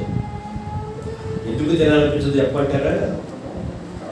నేను దేవునితో కనెక్ట్ అవ్వాలనే ఆలోచన మనకు వచ్చినప్పుడు తిండి గురించి ఆలోచించాం, మన కడుపులోకి ఏదో వెళ్ళాలని ఆలోచించాం. ఫస్ట్ నేను దేవుని సన్నిధిలో మోకరించి ప్రార్థన చేయాలి. ఆ ప్రార్థన గొప్పగా ఉండాలి. అప్పుడు ఆకలి ఉండదు, ఏమి ఉండదు. ఆయనతో మనసిప్పి మాట్లాడుకోవడం అంటే చాలా ఆనందాన్ని కలిగిస్తుంది. ఇంకా ఈ ఆలోచన ఎవరికి వచ్చిందంటే రాజుగారికి వచ్చిందంటే నిజమే. మీకు ఎవరికైనా ఎప్పుడైనా మనస్సు బాధగా ఉంటే ఆకలిస్తుందో చెప్పండి? ఆకలిస్తుందా? నాకు మనసు బాధ ఉంటే ఎక్కువ ఆకలిస్తుంది. ఎందుకు చెప్పంటారా? బాధగా ఉన్నప్పుడే తినేద్దాం అనిపిస్తుంది. ఎందుకు మానేదని చెప్పేసి. కానీ ఆ టైంలో ఉన్నట్ట మనసు బాధగా ఉన్నప్పుడు కేవలం నీ మనసు దేవుని మీద పెట్టి, ఎందుకంటే మన బాధ తీర్చగలిగింది ఎవరు? దేవుడే. కాబట్టి దేవుని ఎదుట మోకాళ్ళు, అయ్యా పరిస్థితులు ఎలా ఉన్నాయి, నా కుటుంబ పరిస్థితులు ఎలా ఉన్నాయి, నా కుటుంబ సమస్యలు ఎలా ఉన్నాయి, అర్థం కావట్లేదు అని మోకరించి ఎప్పుడైతే ఆయన మీద నీ మనసు పెడతావో నీ మనస్సును ఆయన ఏం చేస్తారో తెలుసా? తేలికపరుస్తాడు. నిజమండి, తేలికపరుస్తాడు. రాజుగారికి వచ్చిన ప్లాన్ చాలా అద్భుతం అండి. నిజంగా యోనా ఏమనుకున్నాడంటే ఒక రోజు చెప్తాను, వాళ్ళ మాట వినరు. ఫిక్స్ అయిపోయాడు. ఎవరు? యోనా గారు మైండ్ ఏమని ఫిక్స్ అయిపోయాడంటే ఒక రోజు చెప్తాను, ఆయన వాళ్ళ మాట వినరు. ఎందుకంటే వాళ్ళు కఠినమైపోయిన హృదయాలు. ఎంత కఠినం అంటే పెద్ద శబ్దం ఇచ్చుకుంటా కూడా గుండె పగిలిపోదు. అంటే అంత కఠినమైపోయి ఉన్నాయి వాళ్ళ హృదయాలు, బండమారిపోయి ఉన్నాయి హృదయాలు, కాబట్టి వాళ్ళు దుర్మార్గ పనులు చేస్తున్నారు అని నిర్ణయం తీసేసుకున్నాడు యోనా. ఒక రోజు కష్టతరంగా చెప్పేశాడు, చెప్పేసి వెళ్ళిపోయాడు పక్కకి. కానీ అది దేవుడు మాట కాబట్టి విన్న వాళ్ళ హృదయాలు ఏం చేసిందంటే తాకిందండి. తాకిన తర్వాత హృదయం కలుగుతుందట. కలుగుతున్నప్పుడు ఆయన అన్న మాట ఏంటంటే, రాజుగారు ఒకవేళ ఎంతవచ్చును 8వ వచనం, ఒకవేళ దేవుడు మనసు త్రిప్పుకుని పశ్చాత్తాపుడై మనము లయము కాకుండా తన కోపము చల్లార్చుకును గనుక మనుషులు ఏమి పుచ్చుకోకూడదట. తర్వాత మనుషులే కానీ దిగేటి పశువులు కానీ ఎద్దులు కానీ గొర్రెలు కానీ మేత వేయకూడదు, నీళ్లు తాగకూడదు. ఇక్కడ ఏంటంట, మనుషులు మానేయాలట, పశువులు. అంటే మనుషులు మానేస్తే సరిపోదు, పశువులు ఎందుకు మానేయాలి? మీకు అర్థమైందా? మనుషులు మానేస్తారు, బాగానే ఉంది. ఎవరు పెట్టకూడదు అంటున్నాడు రాజుగారు? పశువులు కానీ, తర్వాత మనుషులు కానీ పశువులు కానీ.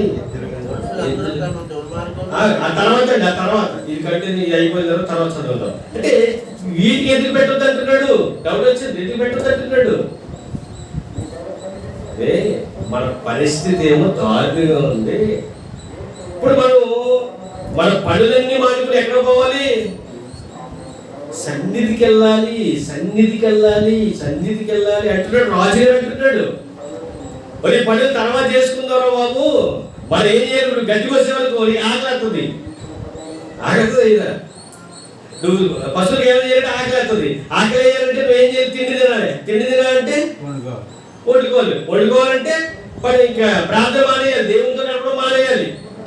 అంటే అప్పుడున్న సిచ్యువేషన్ చెప్తున్నాడు నీకు. ఇప్పుడంటే ఇప్పుడు అన్ని మానేయమని చెప్పట్లే. దానికి ఒక సమయం ఉంటుంది, ప్రార్థనకు సమయం ఉంటుంది, దేవుడితో గడపడానికి సమయం ఉంటుంది, నువ్వు దేవునితో గడిపే టైం ఉంటుంది, నువ్వు పశువులతో గడిపే టైం ఉంటుంది, పనికి వెళ్ళే టైం ఉంటుంది, జాబ్ చేసే టైం ఉంటుంది, వ్యాపారం చేసే టైం ఉంటుంది. టైం ఉంది, ఆ టైంలో నీ పనులు చేసుకో. మిగతా టయాన్ని దేవుని దగ్గరగా ఉండే ఆ యొక్క ప్లాన్ కూడా చేసుకో అంటున్నాడు. ఏదైనా నువ్వు చేసుకోగలవు, నీ చేతుల్లోనే ఉంది అంటున్నాడు. ఏమంటున్నాడంటే, నువ్వు పశువులు గడ్డి పోయాలన్నా, పశువులకు నీళ్ళు పెట్టాలన్నా నువ్వు వాటి దగ్గరికి వెళ్ళాలంటే నువ్వు దేవునితో గడపడం టైం తక్కువైపోతుంది. కాబట్టి 2 రోజులు 40 రోజులు దేవునితో దగ్గరగా ఉందాము, ప్రార్థన చేద్దాము, దేవుణ్ణి అడుగుదాము. ఆయన అడిగితే ఆలకించే దేవుడు ఆయన. మన సమస్య ఆయన ముందు పెడితే ఆలకించే దేవుడు ఆయన అని ముందు ఒక క్లియరెన్స్ ఇచ్చేసాడు. ఎవరు? రాజుగారు ఇచ్చేసాడు. అయితే భోజనం మారితే సరిపోద్దా ప్రభువా? కాదు. మీరు భోజనం మానేసి అంటే ఉపవాసం ఉండి ప్రార్థన చేస్తూ కొన్ని చేయవలసిన పనులు ఉన్నాయి. మీరు చేస్తున్న పనులు ఏం చేయాలంటే మానే. ఆ పనులు ఏంటో చెప్తున్నాడు అక్కడ. మనుషులందరూ తమ దుర్మార్గతలను విడిచి ఇవన్నీ చేయాలంటే ముందు ఏం చేయాలట? దుర్మార్గతను విడిచిపెట్టాలి. దుర్మార్గపు మాటలు మాట్లాడకూడదు. ఫస్ట్.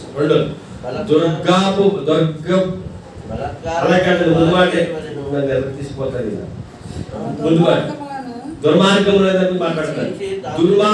దుర్మార్గపు పనులు చేయకూడదు, దుర్మార్గపు మాటలు మాట్లాడకూడదు.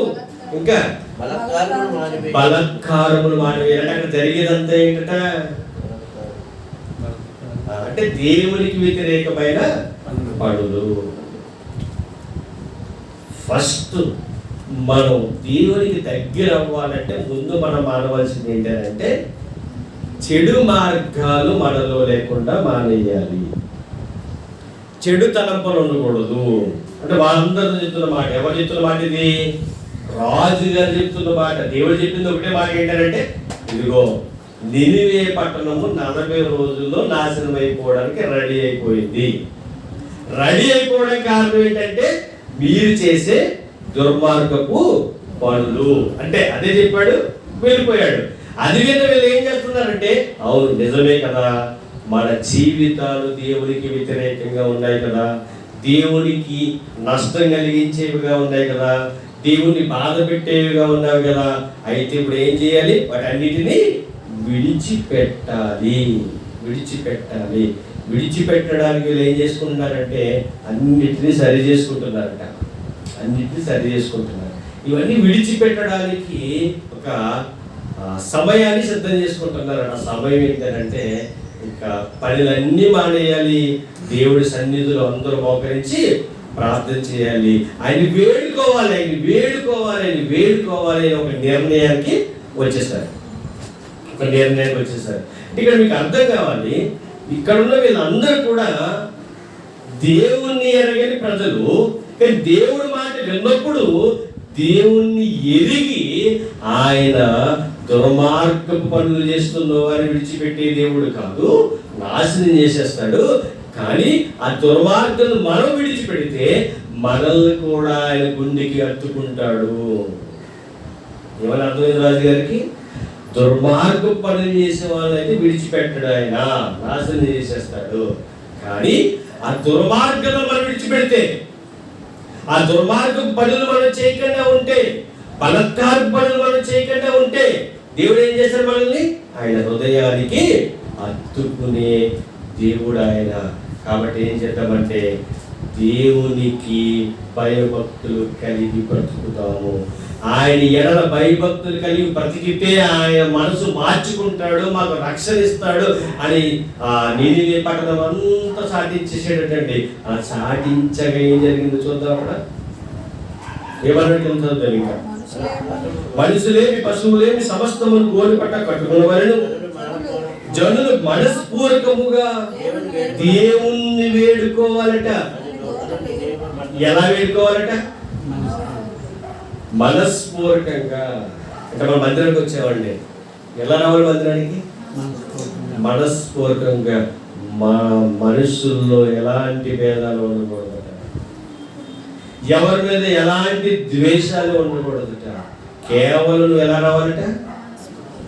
మనస్పూర్వకంగా. అక్కడ దేవునికి నాకే కనెక్షన్. మనుషుల కనెక్షన్ అంటావో దేవునితో పాటు ఏర్పడుతుంది. అది మీకు అర్థమవుతుందా? మరి ఎప్పుడైతే దేవునితో కనెక్షన్ కలిగి ఉన్నామో, ఈ కనెక్షన్ దేవునితో ఉన్నాం కాబట్టి దేవునితో ఎవరికైతే కనెక్షన్ ఉంటుందో వారందరూ మనకి ఏమవుతారు? కలిసిపోతారు. మనుషుల కనెక్షన్ సపరేట్, దేవునితో ఎప్పుడైతే నువ్వు కలిసి ఉంటావో ఆటోమేటిక్గా దేవునితో కలిసి ఉన్న వాళ్ళందరూ ఎలా ఉంటారు? కలిసి ఉంటారు. ఈ కనెక్షన్ దేవుడితో ఉండాలి తప్ప మనుషులతో ఉంది అని అనుకుంటే పట్టుకు పొరపాటు అంటున్నాడు.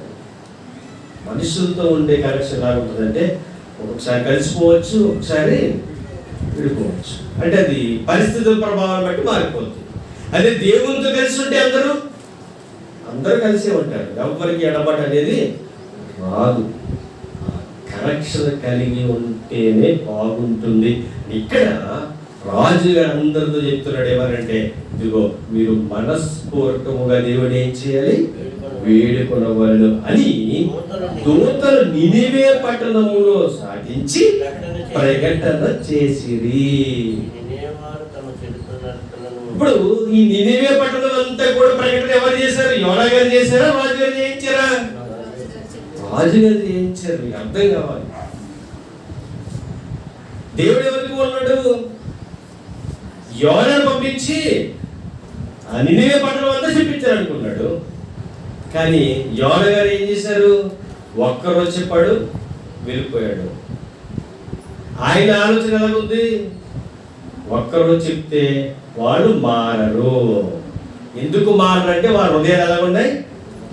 కఠినంగా ఉన్నాయి అని ఎవరు అనుకున్నారు? మనిషి అనుకున్నాడు. మనిషిని అలాగే అనుకుంటారు. నాతో కొంతమంది అంటూ ఉంటారు, కొంతమంది ఇంటికి వెళ్తూ ఉంటారు, వాళ్ళు మారలేదు. ఇప్పటికీ వాళ్ళు చూస్తారు, ఎందుకంటే అంతమాటికి వెళ్తుంటారు అక్కడికి, అలా మారండి. వాళ్ళు ఎవరంట? మనెవరు చెప్పడానికి? అసలు మనం మారవచ్చా? అనకూడదు.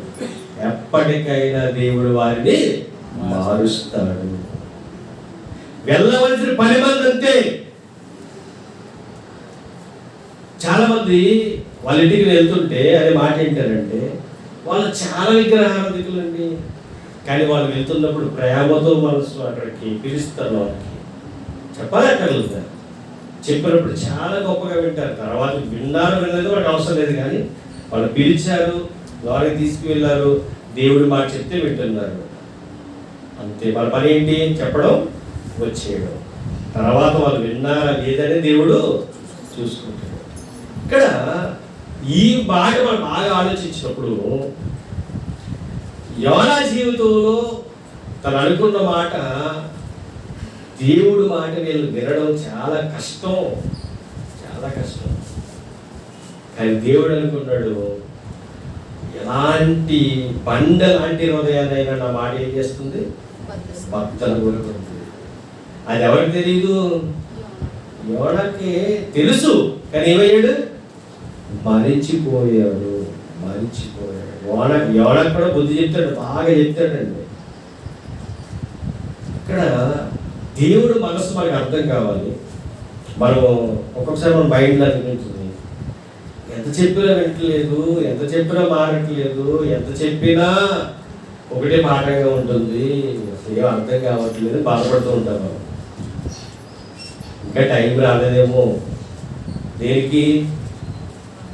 మారడానికి టైం రాలేదేమో. టైం వచ్చే వరకు నువ్వు ఎందుకు ఉండలేకపోతున్నావు? ఎందుకు ఓర్చుకోలేకపోతున్నావు అని దేవుడు ప్రశ్నించాడు అనుకోండి, నేను చెప్పగల సమాధానం మన దగ్గర ఉందా? ఏమీ లేదండి, ఏమీ లేదు. నిర్ణయం తీసుకోవడం ఒక క్షణం సరిపోతుంది. ఒక్క క్షణంలో నువ్వు నిర్ణయం తీసుకోగలవు, కానీ ఆ క్షణంలో తీసుకున్న నిర్ణయం వలన ఎన్ని పాటలు పడాలో తర్వాత అర్థమవుతుంది. కానీ ఒక్క క్షణంలో వచ్చే నిర్ణయాలు మనకి వద్దండి. కుటుంబాలు పాడైపోతాయి, కుటుంబాలు చాలా దారుణ పరిస్థితికి వెళ్ళిపోతాయి. ఒక్క పాట నిర్ణయం ఎవరా తీసుకున్నాడు, చెప్పేసి వెళ్ళిపోదాం, వెళ్ళిపోయింది. కానీ దేవుడైతే ఆయన మాట బలమైనది కనుక, ఆయన మాట గొప్పది కనుక, ఈ మాట చదివినప్పుడు మాట జ్ఞాపకం వచ్చిన అందరూ మాట తీయండి. ఎబ్రీ పత్రిక 4:12. ఎబ్రీ పత్రిక 4:12. ఇక్కడ దేవుడి మాట యోనా ద్వారా వినబడింది. యోనా ద్వారా దేవుడి మాట వినబడినప్పుడు ఆ మాట ఏమైందో చూడండి. ఎబ్రీ పత్రిక 4:12. ఎందుకనగా దేవుని వాక్యము సజీవమై బలము గలదై. ఎబ్రీ పత్రిక 4:12.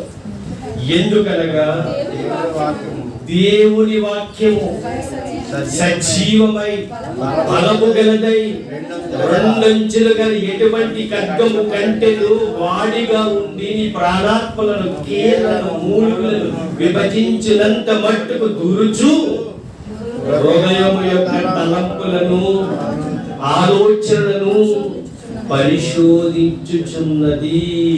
ఏం చేస్తుందట వాక్యం వింటే? వాక్యం వింటే ఏం చేస్తుందట? ప్రాణాత్మలను, కీళ్లను, మూలుగులను విభజించినంత మట్టుకు. అంటే దేవుడు మాట వినబడితే ఆ మాట ఏమైపోతుందట? ప్రాణాత్మలను, కీళ్లను, మూలుగులను విభజించినంత మట్టుకు దూరుచు హృదయము యొక్క తలంపులను, ఆలోచనలు ఏం చేస్తుంది? పరిశోధిస్తుంది. అంటే ఇక్కడ యోనా చెప్పిన దేవుడు మాట ఆ రాజుగారి హృదయంలోనికి వెళ్ళిపోయిందట. వెళ్ళిపోయి ఏం చేస్తుంది? అది పరిశోధిస్తుందట. అప్పుడు అర్థమైందట, ఏంటి దేవుడు ఇలా మాట్లాడాడు? 40 రోజుల్లో నాశనం చేస్తాడా? ఎందుకు నాశనం చేస్తాడు? మనం చేసే దుర్మార్గతను బట్టి నాశనం చేస్తాడు. అంటే లోన ఏం జరుగుతుంది? పరిశోధన. ఎవరి హృదయంలో? రాజుగారి హృదయంలో. ఆ పరిశోధన జరగటం వలన అప్పుడు వెంటనే సింహాసనం వెంచి కిందకి దిగిపోయిన వెంటనే అర్థమైపోయింది, ఇప్పుడు నేను ప్రార్థించాలంటే నేను తగ్గించుకోవాలంటే రాజవస్త్రాన్ని తీసేయాలి, గోడు బట్ట కట్టుకోవాలి, బూడిదలో కూర్చోవాలి. అప్పుడు మంత్రులు పిలిచాడట, మంత్రులారా ఇదిగో దేవుడు తన మనసు మార్చుకునే పని ఒకటి ఉంది, ఏంటో తెలుసా? మనం ఏం చేయాలి? తగ్గించుకుని ఉపవాసం ఉండి పశువులేమి మనుషులేమి అందరూ సమస్తములు కూడా ఉపవాసం ఉండి మరొక విషయం ఏంటంటే దుర్మార్గపు పనులు విడిచిపెట్టి బలాత్కారాలు మానివేసి దేవుని యందు భయభక్తులు కలిగి మనస్పూర్వకముగా ఆయన వేడుకుంటే ఆయన మన ప్రార్థన ఆలకిస్తాడు, నాశనం చేయకుండా మనల్ని కాపాడుతాడు, నాశనం చేయకుండా కాపాడుతాడు అని రాజుగారు చెప్పడంతో, రాజుగారు చెప్తే ఆ పట్టణస్తులు అందరూ వింటారా వింటారా? అందరూ వింటారు. అందరూ విన్నారటండి. మీరేం చేశారో తెలుసండి? చూడండి చివరిగా 10వ వచనం. ఈ నినివే వారు తమ చెడు నడతలను మానుకొనగా వారు చేయుచున్న క్రియలను దేవుడు చూచి, అబ్బా ఏమన్నారు వీళ్ళు? క్లియర్గా రాశాడు అక్కడ. ఏమనంటే ఈ నినివే వారు తమ చెడు నడతలు మానుకొనగా, అంటే మానేశారా లేదా? మానుకొనగా అంటే మానేశారు. ఇంకా వారు దుర్మార్గపు ఆలోచనలు లేవు, బలత్కార పనులు లేవు. ఇంక వీళ్ళు ఎలా ఉన్నారంటే ఇప్పుడు చాలా ప్రశాంతంగా ఉన్నారు. దేవుడు అంటే భయభక్తులు కలిగి జీవిస్తున్నారు. అప్పుడు ఎవరు చూస్తున్నారు వీరిని? దేవుడు చూస్తున్నాడు. అప్పుడు దేవుడు చూశాడా? పశ్చాత్తాప్తుడై వారికి చేయనంతయు తన మాట ఇచ్చిన కీడు చేయక మానెను. అంటే వీళ్ళని ఏం చేయాలనుకున్నాడు ఆయన? కీడు నాశనం చేయడం అంటే ఏంటి? అంతే కదా, కీడు చేయడమే. అంటే మొత్తం నాశనం చేసేద్దాం అనుకున్నాడు. మొత్తం నాశనం చేద్దాం అనుకున్న ఆయన మనసును ఏం చేయగలిగారు వీళ్ళు? మార్చగలిగారు. అంటే దేవుని మనసు మార్చగలవా లేదా? మార్చగలవు. అంటే ఆయన చేసే పనులు మార్చడం కాదు.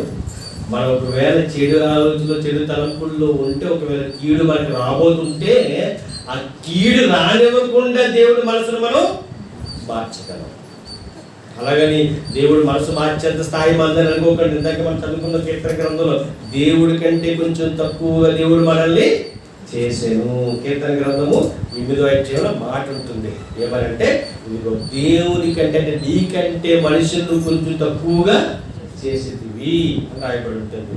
ఇంకొక మాట అన్నాడు, నువ్వు మనుషుల్ని జ్ఞాపకం చేసుకుంటే వాడు ఏ పాటి వాడు? అసలు ఏ పాటి వాడు? ఎందుకు పనికిరానంటే వాడము. ఆయన మాట అంటే ఆయన నామాన్ని, ప్రభువా అన్న నామాన్ని పలుకుటకు కూడా ఏం లేదు, మనకి యోగ్యత లేదు. ఆయన దేవుడు ఏం చేశాడు? మనకి యోగ్యత ఇచ్చాడు. యోగ్యత మనం ఏం చేసుకోవాలి? కాపాడుకోవాలి. దేవుడు మనందరితో మాట్లాడుతూ ఆయన ఉంటున్న మాట ఏంటంటే, మీరు నా పిల్లల్ని ఎప్పుడు కూడా నా దగ్గర ఉండాలని కోరుకుంటాను, కానీ మీరేం చేస్తున్నారంటే దూరం అయిపోవడానికే ప్రయత్నం చేస్తున్నారు. అటువంటి ప్రయత్నాలు మీకు కలిగించేది ఎవరనంటే అపవాది గారి యొక్క ఆలోచనలు మీలోనికి రానివ్వద్దు. మీరు బహు జాగ్రత్త కలిగి ఉండండి. ఇవి అంటున్నాడు పేతురు గారితో పత్రిక రాయిస్తూ దేవుడు ఏమనంటే, ఇదిగో మిమ్మల్ని మృంగుదుమని గర్జించు సింహం వలె అపవాదిగాడు తిరుగులాడుచున్నాడు. కాబట్టి నా పిల్లలారా, మీరు మెలకువగా ఉండి ప్రార్థన చేయండి. ఒక్క మాటేనండి మనం బ్రతికించేది. ఆయన ఎంతో ఆశతో అడుగుతున్నాడు, బ్రతిమాలతో అడుగుతున్నాడు, నా పిల్లలారా మీరు నాకు దూరం కాకండి. మీరు దూరం అయితే నేను తట్టుకోలే అంటున్నాడు ఆయన. ఎంత ప్రేమ చెప్పండి. ఆయనకి మన మీద ఉన్న ప్రేమ ఎంతో చెప్పండి. వర్ణించగలం ఆ ప్రేమ? చాలా గొప్పదండి. అందుకే పదే మాట్లాడుతున్న మాట ఏంటంటే, మీరు నన్ను విడిచిపెడితే నేను చాలా బాధపడతాను. ఎందుకు బాధపడతానంటే, ఎప్పుడైతే మీరు నన్ను విడిచిపెట్టారో అప్పుడు మిమ్మల్ని తండుకుపోవడానికి రెడీగా కూర్చున్నాడు ఎవరు? అపవాదిగాడు. వాడి చేతులు పడిపోతే మళ్ళీ రావడం కష్టం, రాలేరు. అలా మీరు వెళ్ళిపోవద్దు. కష్టాలు, సమస్యలు, ఇబ్బందులు, ఇరుకులు రావడం సహజం, కానీ అవి శాశ్వతం కాదు. అవి వచ్చాయి కదని మీరు లోకంలో కలిసిపోవద్దు. అవి వచ్చినా నిన్ను చేర్చుకోగలిగిన దేవుడు నీకు నాకు తోడుగా ఉన్నాడు. ఎలాంటి సమస్య వచ్చినా ఆ సమస్య నుంచి విడిపించడానికి సామర్థ్యం కలిగిన దేవుడు మనకు కలిగి ఉన్నాం కాబట్టి ఆ దేవునికే ఎప్పుడు ఎల్లప్పుడూ మన కృతజ్ఞతాస్తుతులు చెల్లిస్తూ మన జీవితాన్ని వెలిగిస్తున్న దేవునికి ఎప్పుడు మనం ఆయన పాదాలు చెంతే పడి ప్రార్థన చేస్తూ, దేవా మా జీవితాన్ని కాపాడుతున్నందుకు వందనాలయ్యా, ఎప్పుడు ప్రార్థన చేస్తూ మన జీవితాన్ని జాగ్రత్తగా మన కుటుంబాలు కట్టుకుందాం, ఆ అపవాది గాడికి చోటు ఇవ్వకుండా కాపాడుకుందాం. అందరు తల్ల వంచని ప్రార్థన చేద్దాం. ప్రార్థన అందరూ కూడా మోకాలేదు, అందరూ కూడా దేవా తండ్రి మాతో మాట్లాడుతున్నారు, ఇంత గొప్పగా మీరు మాతో మాట్లాడుతున్నారు తండ్రి. ఆ జీవితాలు తండ్రి నాయన ఇదిగో లోకమనే పాపంలో తండ్రి నాయన, లోకమనే ఆలోచనలు కొట్టుకుపోతున్నాయేమో తండ్రి, కానీ మీరు మమ్మల్ని కాపాడుతున్న విధానాలు బట్టి మీకే స్తుతులు స్తోత్రములు చెల్లిస్తున్నాను తండ్రి. ఇదిగో నాయన ఒక్కసారి తండ్రి, ఇదిగో నాయన అందరూ కూడా ఒక్కసారి మీరు మోకాళ్ళు వేసి, ఒక్కసారి ప్రతి ఒక్కరు కూడా మోకాళ్ళు వేసి ఒక్కసారి మీరు నోరు తెరిచి దేవుని స్తుతించండి. అందరూ కూడా ఒకసారి ఎవరైతే ఒక కుటుంబ సమస్యలతో బాధపడుతున్నారు, ఎవరైతే ఇదిగో మనం అనుకున్నది ఒకటి జరిగేది ఒకటి అని బాధపడుతున్నారో వారందరూ కూడా ఒక్కసారి మీ నోరు తెరిచి ఒక్కసారి అందరూ కూడా స్తుతిందాం. అందరూ కూడా ఒకసారి స్తుతిందాం. అందరూ కూడా స్తోత్రం స్తోత్రం స్తోత్రం స్తోత్రం స్తోత్రం స్తోత్రం. ఆయన ఎంత గొప్ప దేవుడు తండ్రి, ఎంత గొప్ప దేవుడు తండ్రి. నిజమే మా జీవితాల్లో ఇన్నిటిలో మీకు కోల్పోతున్నాను తండ్రి, అయినప్పటికీ కూడా తండ్రి నాయన నీ మాట మాకు ధైర్యాన్ని ఇస్తుంది తండ్రి, నీ మాట మాకు బలాన్ని ఇస్తుంది తండ్రి, నీ మాట మాకు నడిపిస్తుంది తండ్రి. ఎంత గొప్ప దేవుడు తండ్రి, ఇంత గొప్ప అదృష్టాన్ని మీరు మాకు ఇచ్చినందుకే వందనాలు తండ్రి నాయన, ఇంత గొప్ప అవకాశాన్ని మీరు మాకు ఇచ్చినందుకే వందనములు తండ్రి. తండ్రి తండ్రి ఏమిచ్చి మీరు అందించగలరు తండ్రి, ఏమిచ్చి మీరు అందించగలరు తండ్రి. నిజమైన తండ్రి ఈ భూమి మీద మేము ఉన్నామంటే కేవలం నీ దయ, కేవలం నీ కృపే తండ్రి నాయన. ఇదిగో మా తల్లి గర్భంలో మేము రూపింపక మునిపే అవి ఎరిగి ఉన్నాను తండ్రి నాయన. ఎంత గొప్ప దేవుడు, ఎంత గొప్ప దేవుడు. మా జీవితాల్లో మాకు ఏం అవసరమో తండ్రి నాయన అవన్నీ మీరే మాకు ఇచ్చి నడిపిస్తున్నందుకు వందనములు తండ్రి. నిజమేనా తండ్రి నాయన, నినివే పట్టణస్తులు తండ్రి ఎంతో దుర్మార్గతతో ఉన్నప్పుడు తండ్రి నాయన నినివే పట్టణానికి యోనాను పంపించావు తండ్రి. ఇదిగో 40 రోజుల టైం ఇలాగ మీరు మారకపోతే నాశనం చేస్తారని మీరంతా మాటలు ప్రకటించినప్పుడు తండ్రి అది యోనా మాటగా వాళ్ళు తీసుకోలేదు తండ్రి, దేవుడే మాతో మాట్లాడాడు తండ్రి. వాళ్ళు నమ్మి విశ్వసించిన తండ్రి నాయన రాజుగారి సింహాసనం వేసి దిగేశాడు తండ్రి, రాజు వస్త్రాలను తీసేశాడు తండ్రి, గోధి పట్ట కట్టుకున్నాడు తండ్రి, బూడిదలోకి వచ్చున్నాడు తండ్రి. ఇదిగో మంత్రులకు ఆజ్ఞాపిస్తున్నాడు. ఇదిగో దేవుడు తన మనసు మార్చుకోవాలంటే ఇదిగో మన దీన మనసు కలిగి ఉండాలన్నాడు తండ్రి. ఇదిగో సమస్తము కూడా పశువులు మనుషులు అందరూ కూడా ఇదిగో ఏమీ తీసుకోకుండా మనస్పూర్వకముగా దేవుణ్ణి వేడుకునే యెడల ఆయన మనకు గొప్ప కార్యం చేస్తాడని విశ్వాసముతో తన మనసు మార్చుకుని తండ్రి నాయన ముందు కొనసాగినప్పుడు తండ్రి వాళ్ళు చేసిన పనికి తండ్రి కీడికి బదులుగా మేలు చేశావు తండ్రి. నిజమైన మా జీవితాల్లో మేము కూడా మా దుర్మార్గ పనుల వల్ల మా కుటుంబాలు పాడైపోతున్నాయేమో తండ్రి, మేము చేస్తున్న ఆలోచన వల్ల మా కుటుంబాలు పాడైపోతున్నాయేమో తండ్రి. ఒక్కసారి మేము ఈ రోజు గుర్తెరిగి తండ్రి నాయన అటువంటి ఆలోచనలు మాని కేవలం మీ మనస్పూర్వకముగా నిన్ను వేడుకునే భాగ్యం అందరికీ దయచేయమని ప్రార్థన చేస్తున్నాను తండ్రి. నిజమే నాయన చిన్న విషయాలు తప్పులు చేస్తున్నావు తండ్రి, ప్రార్థన విషయంలో తప్పు చేస్తున్నావు తండ్రి, నీతో గడిపే విషయంలో తప్పు చేస్తున్నావు తండ్రి నాయన, నీవేమైనా నీకు వ్యతిరేకమైన పనులు చేస్తున్నావేమో తండ్రి. అయితే ఒక్కసారి మమ్మల్ని క్షమించవయ్యా, ఒక్కసారి మమ్మల్ని క్షమించవయ్యా తండ్రి. ఎప్పుడు అటువంటి పనులు మేము చేయకుండా తండ్రి ఇదిగో నాయన మనస్ఫూర్తిగా నేను వేడుకుంటున్నాను తండ్రి. మా కుటుంబాల్లో బాధలు, మా కుటుంబాల్లో కష్టాలు, మా కుటుంబాల్లో సమస్యలు, మా కుటుంబాల్లో ఆవేదనలు తండ్రి సమాధానం లేకుండా బ్రతుకుతున్నాను తండ్రి. ఒక్కసారి నేను మనస్ఫూర్తిగా అడుగుతున్నాను తండ్రి. మా వాళ్ళు ఏమైనా పొరపాట్లు కానీ ఏమైనా తప్పుడు ఆలోచనలు మాలో ఉంటే ఇప్పుడే తీసేసుకుంటున్నాను తండ్రి నాయన. ఇంకెప్పుడు నాయన నేను బాధ పెట్టే పనులు చేయండి తండ్రి. నేను ఎప్పుడు నాయన తండ్రి నేను ఏడిపించే పనులు చేయండి తండ్రి. నేను ఎప్పుడు బాధ పెట్టదు తండ్రి. దయతో ఒక్కసారి తండ్రి ఈ ప్రాంగణంలో నీ బిడ్డలందరూ మోకరించి ప్రార్థన చేస్తున్నారు తండ్రి. ఒక్కసారి జ్ఞాపకం చేసుకో తండ్రి.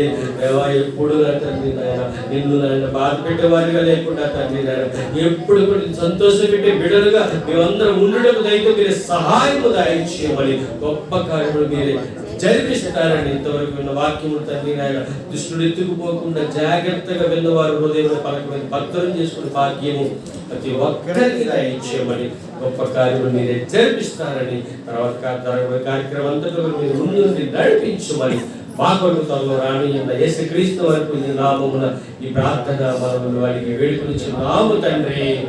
ఆమేన్ ఆమేన్ ఆమేన్. అందులో లేచి